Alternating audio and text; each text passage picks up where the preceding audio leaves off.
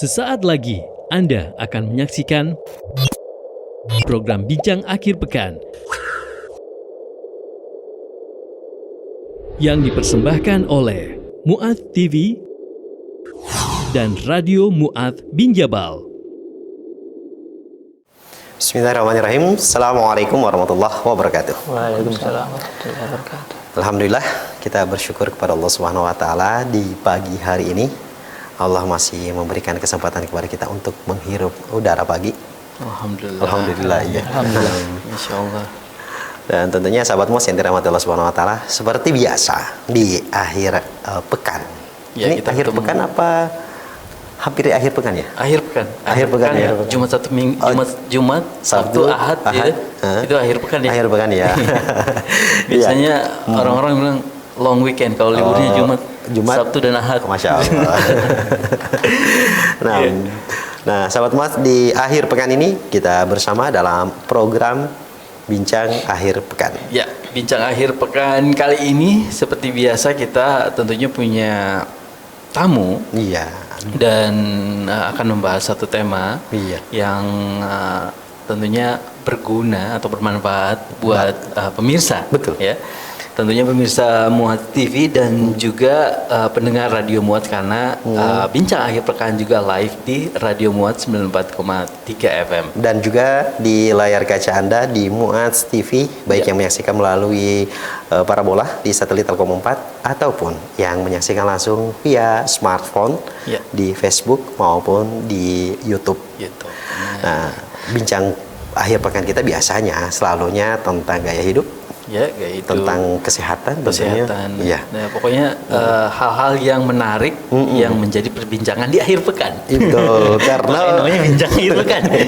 Karena biasanya ketika musim Senin, Selasa, Rabu, Kamis, Jumat, biasanya kita kan sibuk kerja, sibuk dengan aktivitas atau rutinitas masing-masing. Dan terkadang lupa, kayaknya ada yang salah nih pekan ini. Makanya biasanya di akhir pekan baru coba flashback. Kayaknya ada yang harus perbaiki. Benar. Nah, pagi ini kita akan berbincang perbaiki tentang gaya hidup mungkin. Kesehatan mungkin. Karena ini hari ini kita sedikit banyak akan berhubungan dengan kesehatan. Betul. Kenapa? Karena yang kita bahas adalah sebuah zat yang juga tercantum dalam Al-Quran. Betul. Dan ini juga menjadi banyak manfaat untuk kesehatan. Betul. Dan ini semakin lama penelitian tentang manfaat yang akan kita bincangkan ini semakin banyak riset yang menunjukkan manfaat dari salah satu jenis ciptaan Allah Subhanahu wa taala yang dicantumkan dalam Al-Qur'an, yang ternyata semakin kesininya semakin menjadi pilihan untuk hidup sehat. Betul sekali. Betul. Pertanyaannya saya mau tanya antum. Antum sudah minum madu hari ini? Hari ini pagi ini misalnya? Belum. Belum ya? Semalam ya. Oh iya. Masya Allah. Kadang minum madunya malam. Malam ya. Nah, ini juga mungkin perlu trik khusus atau juga perlu informasi khusus atau trik khusus untuk diketahui. Bagusnya itu sebenarnya minum pagi atau minum malam atau sore atau 3 kali sehari. 3 kali sehari itu kalau 3 kali sehari itu bisa membuat kanker malah. Oh gitu? Iya. Kantong kering maksudnya? Betul. Karena madu juga merupakan salah satu jenis pilihan hidup sehat yang juga butuh budget tentunya. Iya. Nah, tapi datangnya itu dari alam. Dari alam. Nah, betul. Kenapa banyak yang memilih madu untuk sebagai obat atau sebagai multivitamin, ya boleh dibilang mungkin multivitamin juga, ya. Atau suplemen kesehatan. suplemen untuk kesehatan ya, karena mungkin asalnya dari alam, jadi tidak terkontaminasi dengan bahan-bahan kimia. Betul. Yang sekarang lagi digarahkan nih, back to nature. Back to nature. Kembali ke alam. Kalau gitu beli herbal. Enggak juga sih. Masa sih? Mungkin di sahabat Mas yang dirahmati Allah Subhanahu wa taala yang sudah pernah konsumsi madu sering juga mendapatkan bahwa ini madu asli, ini bukan asli, ini palsu. Kenapa? Karena begini. Nah, sahabat Mas, di pagi ini telah hadir narasumber kita dari Inspirator Lebah Madu Indonesia atau ILMI. Ya betul. Nah, ini tentu sangat menarik untuk kita perbincangkan, karena mungkin sahabat Muas yang sudah sering beli madu ternyata mendapatkan, wah katanya ini palsu, katanya ini begini kan. Nah, Banyak. Dan ternyata madu ini punya banyak jenis. Bukan hanya satu aja. Itu yang saya tahu sebenarnya madu ya udah madu. Ya. Ternyata ada ini, ada itu. Banyak jenisnya, dari jenis tumbuhannya mungkin atau dari jenis lebahnya, saya nggak tahu seperti apa. Nah, untuk tahu lebih jelasnya, langsung saja kita perkenalkan narasumber kita, yaitu Bapak Aco Rahman Ismail dan juga Arman Gelo dari Ilmi. Assalamualaikum. Waalaikumsalam. Gimana kabar? Alhamdulillah sehat ya. Memang kelihatan dari wajahnya. Kenapa? Karena sering minum madu. Konsumsi madu pasti. Doa-doa teman-teman ICM juga.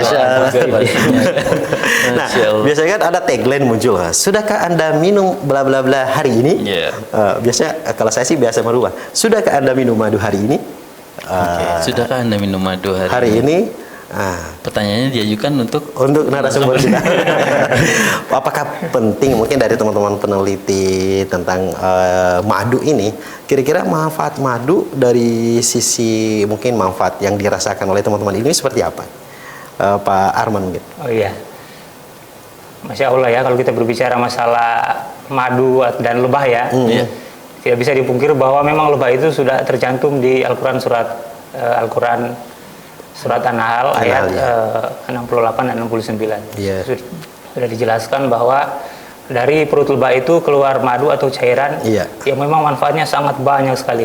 Bisa menyembuhkan segala macam jenis penyakit. Masya Allah. Nah, berdasarkan dari apa yang telah tercantum dalam Al-Quran, tentu saya meyakini bahwa memang madu ini sangat banyak sekali manfaatnya. Itulah yang menyebabkan kenapa saya dalam satu hari itu kadang lebih dari 3 kali konsumsi madu. Jadi saya itu biasanya kalau konsumsi madu itu di saat pagi hari, di saat perut saya lagi kosong itu sebenarnya dianjurkan. Mengapa? Karena ketika kita mengkonsumsi madu pada saat perut lagi kosong, itu dia antioksidannya itu akan bekerja dengan baik karena posisi kan lambung kita masih kosong. Jadi dia bekerja sangat maksimal sekali. Kalau berdasarkan informasi yang kami dapat dari beberapa penelitian, kemudian diskusi-diskusi juga dengan teman-teman dari Ilmi Nasional, itu sangat dianjurkan sekali. Kemudian siang hari juga bisa, atau malam hari juga bisa, atau mungkin di pagi hari bisa juga dicampur dengan teh, atau yang suka minum kopi juga bisa dicampur dengan kopi. Bisa dicampur dengan kopi? Bisa, atau dicampur dengan air hangat. Masya Allah, itu manfaatnya sangat terasa sekali. Khususnya itu untuk penambah daya tahan tubuh atau stamina. Kemudian untuk bisa memperlancar pencernaan juga bisa. Itu sebenarnya sangat banyak sekali manfaatnya. Kalau Pak Rahman sendiri mengkonsumsi madu kapan nih? Ya, Masya Allah, kalau Ana pribadi mengkonsumsi madu, pertama karena Ana seorang penjual madu. Pertama kalau saat-saat waktu kosong tidak terlalu padat aktivitas, itu Sunnah Rasul kan menganjurkan pagi saat perut lagi kosong, seperti yang Pak Arman tadi sampaikan. Nah, dengan begitu madunya akan bekerja baik di lambung. Jadi misalkan ada teman-teman yang ada gangguan MAH, itu kan dia akan mengatasi luka lambung berdasarkan penelitian. Bukan luka hati ya? Ya, bukan luka lambung. Terus yang kedua, memang dianjurkan madu ini sebenarnya baiknya diminum saat perut lagi kosong. Dan bukan hanya madu, sebenarnya secara umum herbal kan dianjurkan minum saat perut lagi kosong. Berbeda dengan obat kimia kan, diminum setelah makan. Kalau herbal, apalagi madu itu dianjurkan saat perut kosong. Kalau Pak Rahmat sendiri minumnya biasanya pagi, siang, sore? Kalau Ana pasca sholat subuh, setelah sholat subuh itu langsung minum madu saat masih kosong, belum minum air putih. Nanti selang-selang 1 jam baru mulai minum air putih. Jadi biarkan madunya dulu bekerja. Kemudian yang kedua, sebelum tidur. Tapi kalau sebelum tidur malam hari biasanya Ana campurkan dengan jeruk atau teh yang madu tok saja, itu biasa di pagi hari. Kemudian kalau saat lagi padat kegiatan misalkan, itu biasa Ana siang juga minumkan madu. Alhamdulillah 2 tahun terakhir ini Ana fokus di madu untuk pengobatan, karena kan kita meyakini Allah kan menyebutkan di surat An-Nahl itu madu sebagai asifah, penyembuh kan. Allah tidak menyebutkan sebagai obat, dia sebagai penyembuh. Jadi yang namanya penyembuh kita meyakini karena ini Allah yang rekomendasikan sebagai penyembuh, ya kita meyakini dia akan menyembuhkan apapun penyakit yang ada. Dengan catatan kita meyakini bahwa itu kehendak Allah kan. Nah, ini menarik ya. Nah, ini tentang madu, bagus juga minum madu subuh-subuh setelah sholat subuh. Minum madu, setelah itu memadu kasih.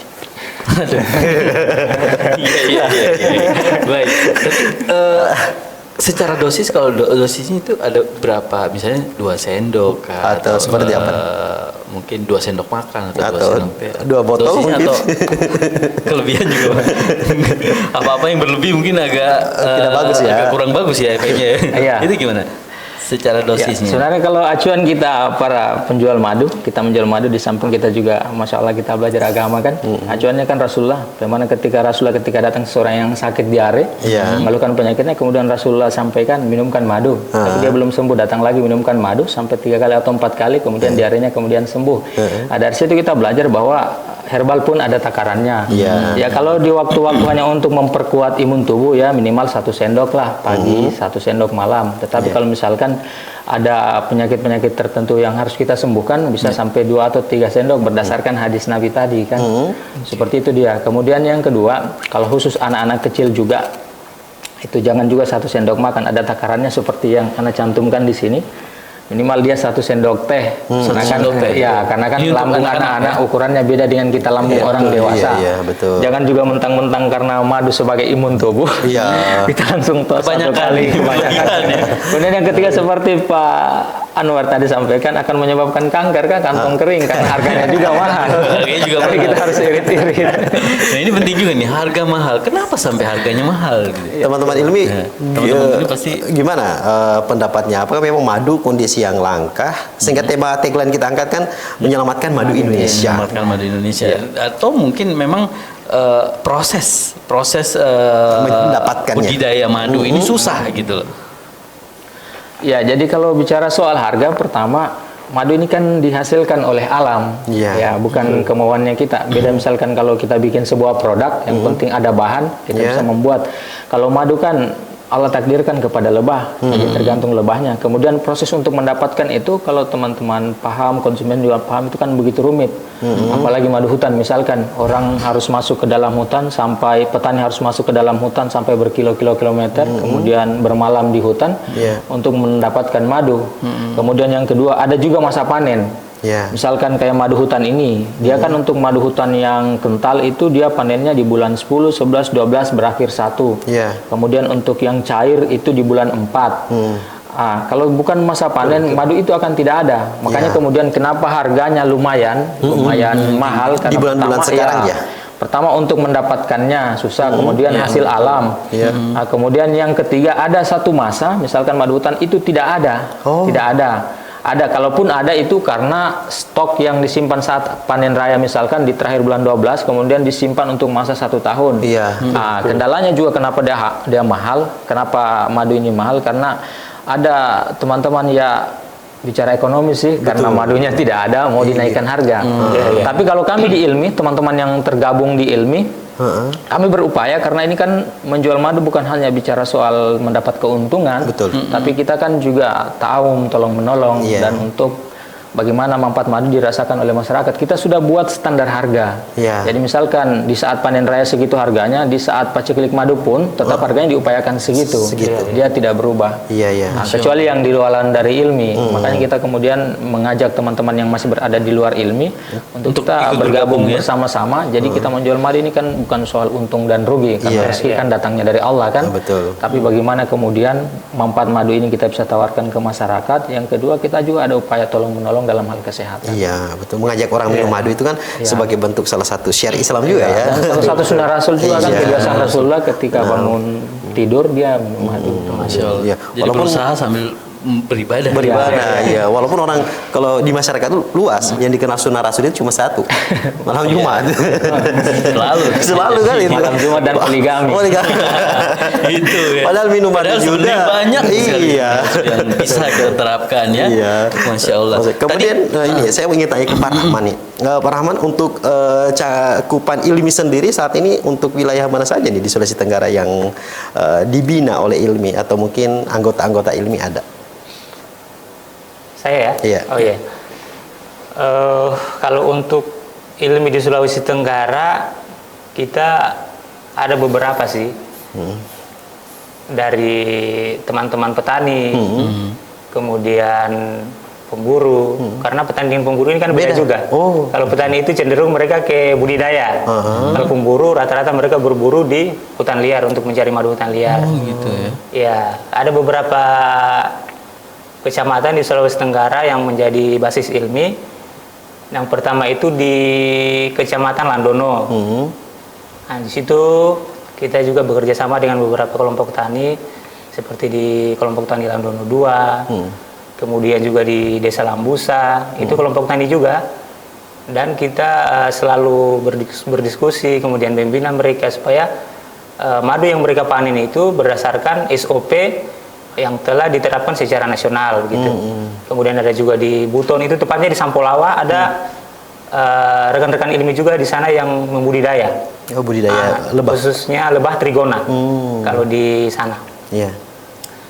Jadi banyak sih sebenarnya, kita ada di Kolaka juga ada, di sana ada Pak Amin juga, mereka di sana budidaya trigona, kemudian serana juga. Jadi di tahun pertama ini kita coba untuk mengekspansi beberapa wilayah di Sulawesi Tenggara agar teman-teman ini bisa diedukasi bagaimana cara panennya, bagaimana cara penirisannya, bagaimana cara penyimpanannya, supaya madu ini memang yang dihasilkan betul-betul steril, hingga kualitasnya itu bagus. Jadi ketika kualitas bagus, itu konsumen bisa membelinya dengan harga yang tinggi. Kalau pemburu mereka main di hutan. Kalau pemburu itu madu hutan. Kita juga selalu mengedukasi beberapa teman-teman pemburu agar cara-cara berburu secara tradisional yang dibakar lebahnya kemudian mati, itu kan sebenarnya tidak boleh, Pak. Memang itu bukan menyelamatkan madu Indonesia kalau gitu ya. Kan memang ada perintah larangan membunuh lebah. Jadi itu tidak boleh ya. Panennya harus pakai safety, pakai pelindung wajah, pelindung badan. Kemudian itu proses pengusiran lebahnya itu kalau bisa hanya menggunakan asap saja. Menggunakan asap, pada saat kita asapi kemudian lebahnya dia bergeser atau berpindah. Kemudian yang kita ambil itu hanya madunya saja. Karena di sarang itu, dalam satu sarang itu dia 30% madu, yang 70%-nya itu terdiri dari ada beberapa persen bipolen, kemudian ada telur, ada anakan juga. Jadi ketika yang diambil itu hanya madunya saja, otomatis lebah ini ketika dia berpindah pada saat dipanen, dia akan kembali lagi. Kembali ke tempatnya. Iya, karena telurnya masih di situ. Jadi ini yang kita lagi seriusi untuk seluruh pemburu-pemburu yang ada di Sulawesi Tenggara ini, kita harus panen dengan sistem yang seperti tadi, yang kita maksud tadi, itu namanya sistem panen lestari. Seperti mungkin yang ada di gambar, ini kita coba lihat yang ada di layar. Nah ini gambar apa nih, Pak? Ini gimana nih? Ini yang termasuk panen yang panen pemburu apa panen petani nih? Ini pemburu madu hutan liar. Pemburu ya. Madu hutan liar ya. Ini harusnya seperti apa nih, Pak? Cara pengambilannya yang tadi disebutkan itu ya? Betul. Yang saya sebutkan tadi bahwa yang paling ideal dalam memanen madu itu kita menggunakan sistem panen lestari. Jadi di video itu sudah dijelaskan oleh teman-teman pemburu bagaimana cara mengambil madunya. Kemudian yang di gambar itu kan beliau sedang menunjukkan bahwa itu adalah kantong madu. Ini ceritanya sarang nih. Sarang. Ini sarangnya ya. Jadi diambil langsung. Ini di Konda. Di Konda. Daerah Konda ya. Konda. Ini berarti ini menunjukkan hanya bagian itu saja yang boleh diambil atau seperti apa? Betul. Yang tertutup lilin putih ini sarangnya adalah madu. Yang di bawah madu itu yang sedang ditunjuk oleh para pemburu itu merupakan bipolen. Boleh diambil nggak itu? Itu jadi obat juga. Itu Masya Allah luar biasa sekali. Manfaatnya. Proteinnya sangat tinggi. Itu kan bipolen itu atau sering disebut dengan serbuk sari bunga ya. Ini kalau di ilmi boleh diambil nggak ini madu dengan bipolennya? Kalau kita saat ini bipolen itu proses pengolahannya sebenarnya terpisah sih. Nggak boleh disatukan. Nggak boleh disatukan. Kalau misalnya disatukan antara madu dengan bipolen, yang pertama itu akan mempengaruhi kualitas madu dari aromanya. Kemudian ketinggian ini, maaf ya, ketinggian pohon-pohon untuk pemburu madu ini biasanya manjat sampai berapa meter ke atas? Kalau biasa pengalaman kami di lapangan bervariasi sih. Ya. Ada sarang yang hanya kita berdiri sambil panen juga ada. Ya. Yang paling tinggi itu kalau di Sulawesi Tenggara ya, paling tinggi maksimal 40 meter. Ada kategori nggak kira-kira kalau misalnya lebih tinggi itu lebih bagus kualitasnya misalnya, atau yang atau di bawah rendah, yang rendah kualitasnya kurang beda, bagus, atau nggak ada sama perbedaan. sekali perbedaannya itu? Kalau untuk posisi ketinggian madu mempengaruhi kualitas madu, saya kira tidak ada tidak ada hubungannya relevan ya, karena kualitas madu kan bergantung dari yang pertama itu nektar bunga, kemudian iklim juga sangat mempengaruhi. Saya kira itu saja sih, vegetasi tanaman dan iklim tadi. Kemudian dengan proses panen. Proses panen. Ya, 3 hal yang mempengaruhi kualitas madu. Ya. Jadi iklim, nektar bunganya, dengan proses panen. Juga proses panen. Yang ada di masyarakat saat ini proses panen apa nih yang dipakai, Pak Rahman mungkin?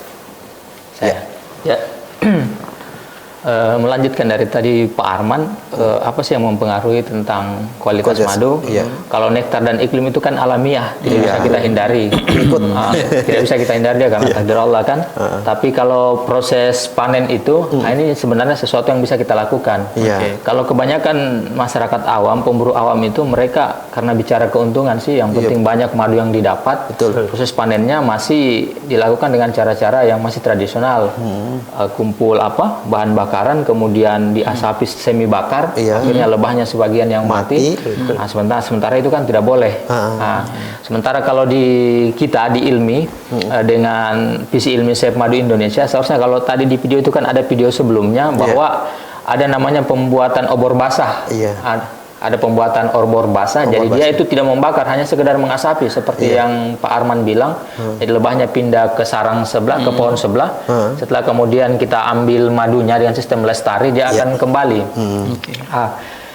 Proses yang hari ini kebanyakan madu yang beredar itu kualitasnya kurang baik. Pertama karena dipanennya itu sistem peras. Sebenarnya madu sebenarnya baiknya jangan diperas, sarang itu jangan diperas. Karena kalau antum peras, di dalam kan mau tidak mau ada anakan yang pasti terikut, embrio lebah yang pasti terikut, telur-telur lebah yang pasti terikut. Ketika antum peras, madunya terperas, embrio pun terperas. Jadi dia akan bercampur di madu sesuatu yang sudah bukan madu. Itu akan mengurangi kualitas madu. Kemudian yang kedua akan menyebabkan madu lebih banyak berbuih. Yang ketiga akan membuat madu lebih mudah fermentasi. Karena dalam kadar rendah madu itu kan mengandung ragi. Makanya kan madu kalau antum tutup rapat di botol plastik, dalam waktu yang lama dia akan menggas. Itu kan fermentasi dari raginya yang bekerja kan. Itu kan sebenarnya tidak boleh dengan sistem peras. Jadi kami di ilmi kita menyarankan untuk kemudian ditiris. Cuma kendalanya memang kalau ditiris, kalau kita hanya berbicara keuntungan secara ekonomi, jelas madu yang didapatkan tidak lebih banyak dari yang diperas. Karena pemerasan kan kering betul itu sarang dan banyak hasilnya. Sementara kalau tiris pasti ada yang tertinggal. Ditungguin itu sebenarnya yang mungkin masih kendala di kita untuk mengedukasi teman-teman yang belum bergabung di ilmi yang berada di lapangan. Tapi kalau teman-teman kayak tadi di Konda yang bergabung di kelompok tani hutan Lambusa, mereka juga dalam binaan KPH Gula Raya, mereka sudah lakukan sistem penirisan. Makanya kemudian kalau madu dari Konda itu rata-ratanya harganya itu lebih tinggi, atas lagi, tinggi. Tapi kalau soal kualitas, dia sistem panennya sudah berdasarkan SOP, SNI dia. Jadi memang harga juga mempengaruhi. Tapi kalau kualitas madu ya Masya Allah akan lebih baik lah. Pertanyaan kritisnya, jadi bagaimana dengan madu yang dari misalkan pemburu-pemburu yang belum menerapkan sistem SOP? Apakah boleh kita ambil atau tidak? Tetap boleh kita ambil. Qadarullah Allah ciptakan madu itu, Masya Allah, madu kan tidak bisa dicuci. Jadi bagaimana dengan hasil perasan yang ada embrionya juga? Ada lagi tekniknya untuk memisahkan itu. Ada caranya. Madu kalau baru dari hutan antum simpan dalam 1 kali 24 jam itu kan dia akan memisahkan diri yang madu murninya dengan zat-zat yang bukan madu. Madu murninya dia akan menyimpan ke bawah. Zat-zat yang bukan madu termasuk hasil perasan embrio, kemudian campur-campur remah-remah sarang itu akan naik ke atas. Itu antum hilangkan, antum sendok atau pisahkan. Itu cara yang paling mungkin untuk dilakukan. Karena kan tidak mungkin misalkan madu 1 jerigen karena penerapannya tidak berdasarkan SOP kemudian kita buang. Itu kan mubazir juga. Jadi ada caranya. Maksudnya Allah dia ciptakan madu itu Masya Allah sudah luar biasa. Jadi ada cara-cara yang bisa kita terapkan untuk mendapatkan hasil yang baik.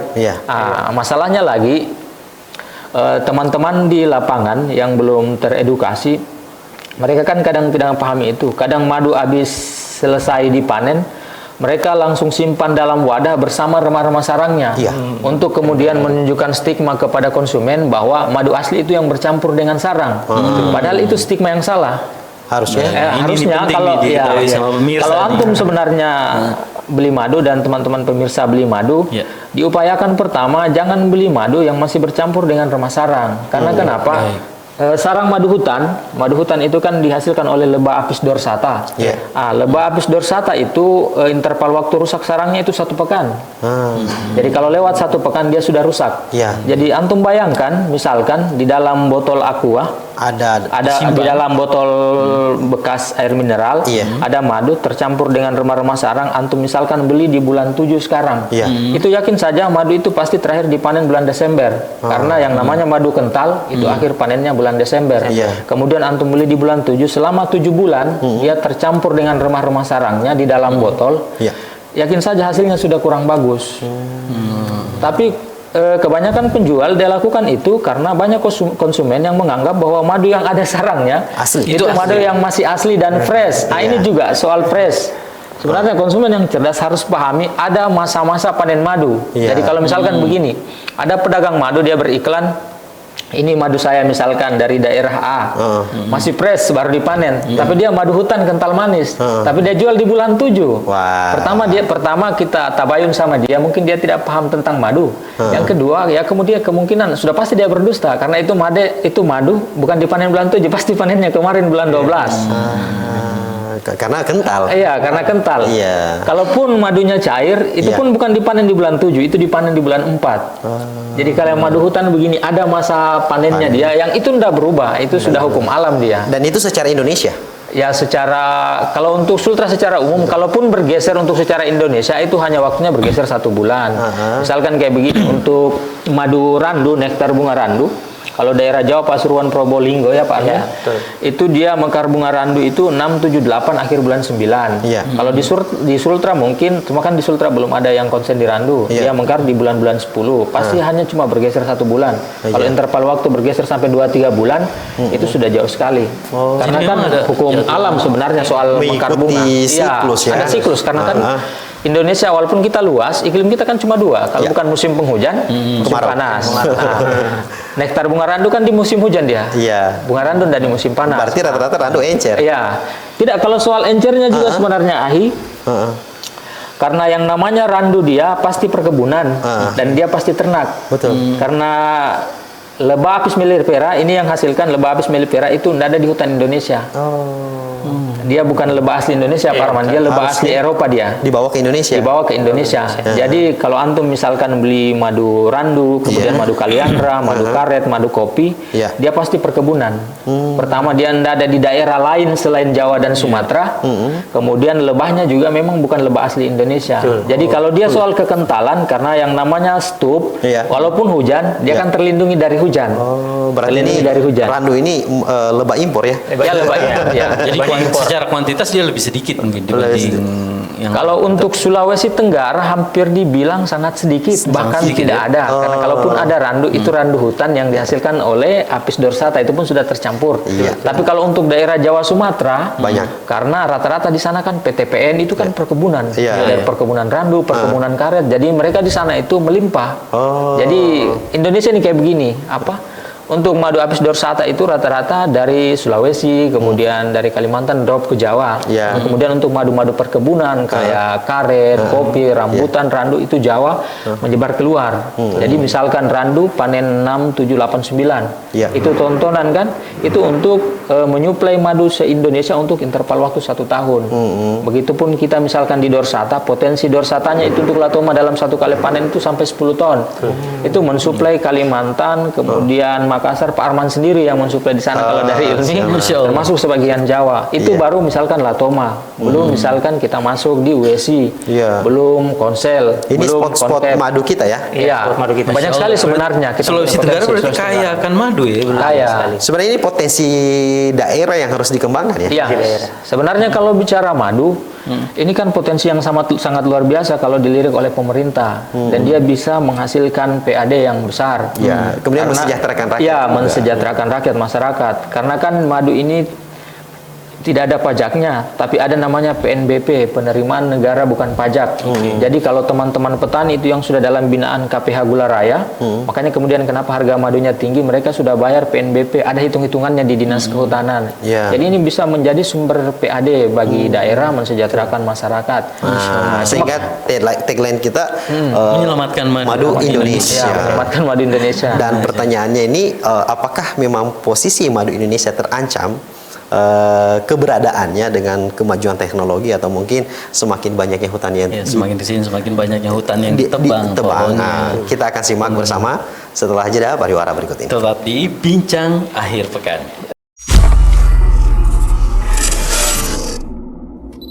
Muat TV, saluran televisi satelit Anda.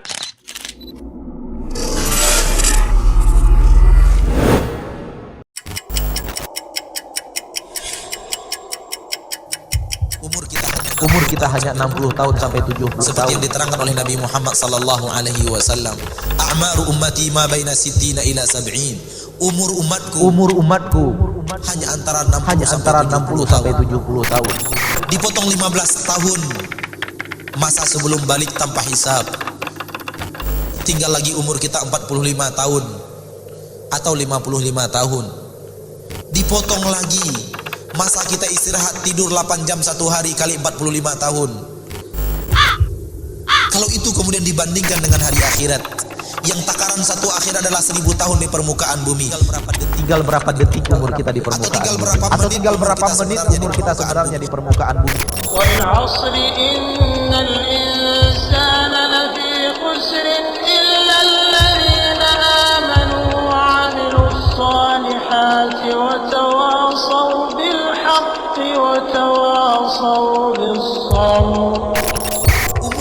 Umur kita yang produktif tidak lebih daripada 30 atau 25 tahun. Yang bisa kita gunakan untuk bersahabat, namun untuk kebaikan. Yang bisa kita gunakan untuk berteman, tapi bukan untuk menyeret kita ke dalam murka Allah.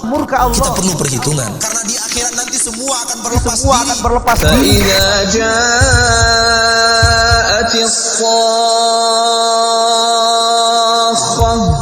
يوم يفر المرء من أخيه وأمه وأبيه وصاحبته وبنيه لكل امرئ منهم يومئذ شأن يغنيه. Di dunia mungkin kita tidak berasa bahwa kesalahan itu berat. Di dunia mungkin kita tidak berasa bahwa dosa dan maksiat itu suatu yang sangat berat, tapi tidak di akhirat.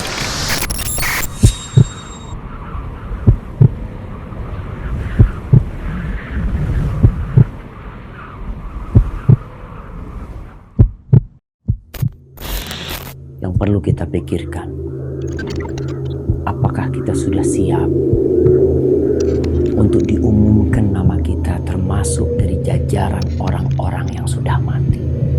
Maka coba kau berusaha untuk beramal. Apa yang bisa kau bawa kepada kematian itu? Karena kelak nanti ketika udah selesai, orang-orang akan berbondong-bondong mengantarkan kita ke kuburan kita. Mereka akan meninggalkan kita sendirian. Anak, saudara, keluarga, semuanya tidak ada yang urusan sama kita kembali. Dan tatkala itu kita akan tahu apa sebenarnya kehidupan dunia ini yang telah lama-lama kita berada di sana. Padahal itu hanya sebentar. ولن يؤخر الله نفسا إذا جاء ولن يؤخر الله نفسا إذا جاء أجلها والله خبير بما تعملون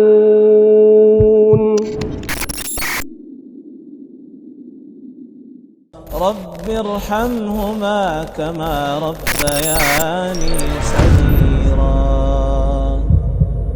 وقضى ربك ألا تعبدوا إلا إياه وبالوالدين إحسانا إما يبلغن عندك الكبر أحدهما أو كلاهما فلا تقل لهما أف ولا تنهرهما وقل لهما قولا كريما.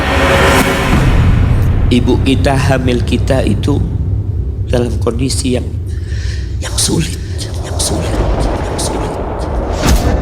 Ada ibu yang harus bed rest demi anaknya lahir.